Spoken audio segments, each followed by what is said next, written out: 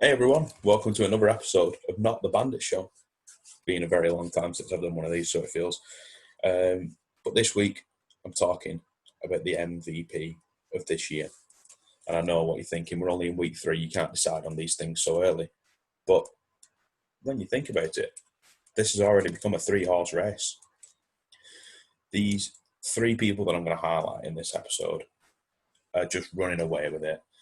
And I'm going to start with Josh Allen of the Buffalo Bills. Now, Josh Allen has been a quarterback. I don't feel like he's an elite QB, but he's currently. I mean, there's obviously, let's just point out, there's been non-elite QBs that have won the MVP award before. It's not like you have to be in that level, but Josh Allen improves every single time that he takes the field, and everyone can see it. The dude's got a cannon for an arm. I mean, you saw it. He's just throwing deep balls against the Dolphins a few weeks ago.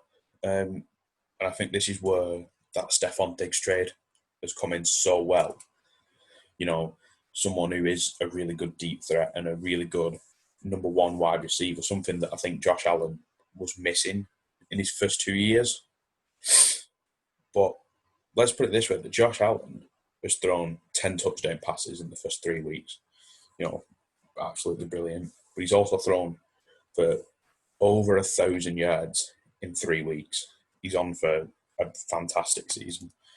Against the Dolphins, he threw for his first 400-yard passing game in his career, which is, again, just absolutely amazing.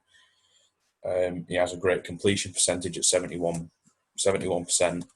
He's working through his reads. He's not throwing interceptions this year. He's making it strong. You know, he's powerful when he's running. He's looking like Cam Newton in his MVP year, which is definitely not a knock on anyone. You know, people strive to be at that level, and the Buffalo Bills look insanely strong. And I think one of the best things for Josh Allen is the fact that he has a really good defense on the other side. A defense that has been worked on for years now, and he's like emerging as a great defense. So that even if he does make a mistake and they go down and they get 3 points, not 7 points, or they get 0 points or whatever, and they have to punt it away, he knows that on the other side of the ball, they're not going to give up as many points. He can relax, and even if he makes a mistake, he can work on it. He can go back to the next set and think he's always got this next chance to make it. Whereas there's a lot of QBs in the league who don't have that defense on the other side. And this is why Josh Allen is flourishing in a role this year. And I think Josh Allen has a very good chance of winning an MVP award, or at least winning an Offensive Player of the Year award. But then let's move on to number 2. And number 2 is someone I highlighted a few weeks ago in my list of people who annoy me. Aaron Rodgers. Now, Aaron Rodgers has come out this year, and clearly I think the draft pick of Jordan Love, he's took it on his back. That chip on his shoulder's got a bit deeper, and this is Aaron Rodgers. This is the person who doesn't throw interceptions at all, the person who's an absolute killer on the field. I mean, he looks like he's having fun again. He threw a no-look pass against the New Orleans Saints. Aaron Rodgers doesn't throw no-look passes, he's great. Now, his completion percentage, he's still pretty well. He's above 66%. You know, that's your good average completion percentage. He's thrown 9 touchdown passes already and 0 interceptions. And maybe he's realised that he doesn't need that number 1 overall wide receiver. He doesn't need that top 10 wide receiver he had, obviously not this week. He had Devontae Adams, a good wide receiver. Marquez Valdes-Scantling is a great up-and-coming receiver who just, I think, needs a bit of work on him. And he's got Aaron Jones in his backfield, and Aaron Jones is a fantastic runner. He's already got 4 touchdowns himself this year.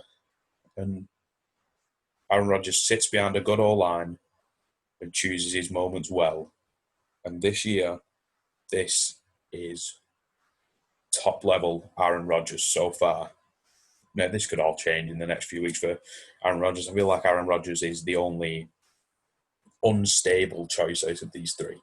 where it could sort of flip on a week-to-week basis. But the Packers are definitely a plus 500 team. The Packers are a playoff team now. Whether they'll go as far as a Super Bowl or a championship game, I don't know. But Green Bay have made many improvements, and I think that the draft pick of Jordan Love has set Rodgers on fire. You know, he's ready to, he's saying, this isn't it. This is still his team, and he is gonna push it to the limit every time he takes the field for Green Bay. And this is all I wanted when I pointed him out in my players who annoy me. This is what I was highlighting. I was highlighting that, you know, Aaron Rodgers needs to take that step, and he needs to get back in the saddle and the driver's seat, and he needs to say, and I know that they're building I know they're building a power run team, and they're trying to move away from Rodgers being, you know, in the driver's seat. But Aaron Rodgers has got to say that he is in the driver's seat. He's a star. He's a former MVP. He's a former Super Bowl MVP himself. You know, he's someone who can get you very far in this league, and treat him right, and he's going to treat the organisation right. And that's all that you can ask for from your QB. So that's Aaron Rodgers and Josh Allen. I feel like they're two great choices for MVP. But number 3 was my personal pick for MVP at the start of the year. It's none other than Russell Wilson for the Seattle Seahawks. This is peak Russell Wilson. This is it. This is what you're going to get for 2 to 3 years now. I think Russell Wilson is the best quarterback in the league. Yeah, I think he steps above Patrick Mahomes. Patrick Mahomes is flashy and he can move, but Russell Wilson's been doing this for years and no one's noticed him. Russell Wilson, in 3 weeks, has thrown 14 touchdown passes, which, when you work it out to averages per game, if he continued this pace for the rest of the season, he would beat the current record for touchdown passes in a season by 20. This is absolutely unprecedented levels of just Russell Wilson. You can't really describe it another way. And everyone says, oh, he's really accurate. And no, he's never been this accurate.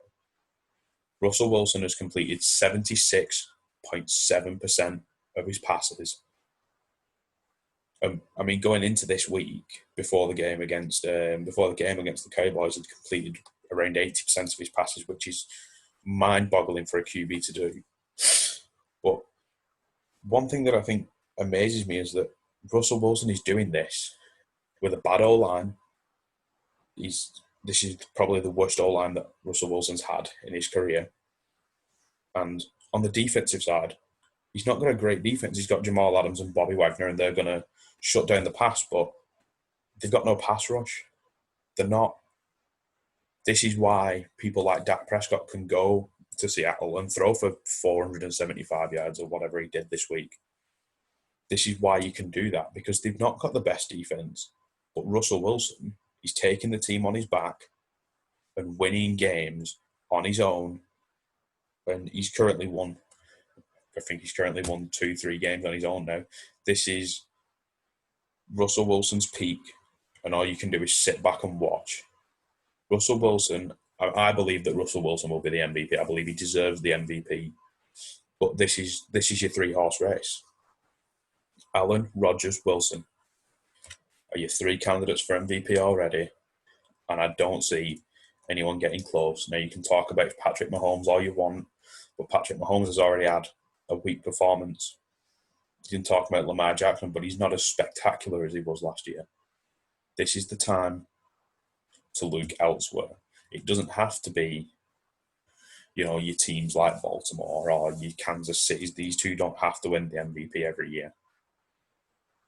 This is the time to look. And it might be the young up-and-comer, Allen. I could very well see that, and I'd probably be happy for him, even though he plays for Buffalo and I'm a Miami fan.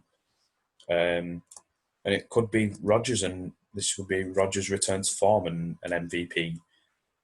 Absolutely amazing. But I do think Russell Wilson's winning it, and I think Russell Wilson deserves an MVP after all these years. You can't really argue with it. Look at Russell Wilson over the past 8 years, and you'll realise Russell Wilson's probably been the MVP in 2 or 3 of them years. But no one looks at him. This is the time to look at him right now. Hey everyone, thanks for watching. If you enjoyed the video, please remember to like and subscribe for more content from us. And check out all of our social media links down in the description: Spotify, Facebook, Twitter, and Instagram. Remember to watch all the other content on The Bandits Show. And see you next time.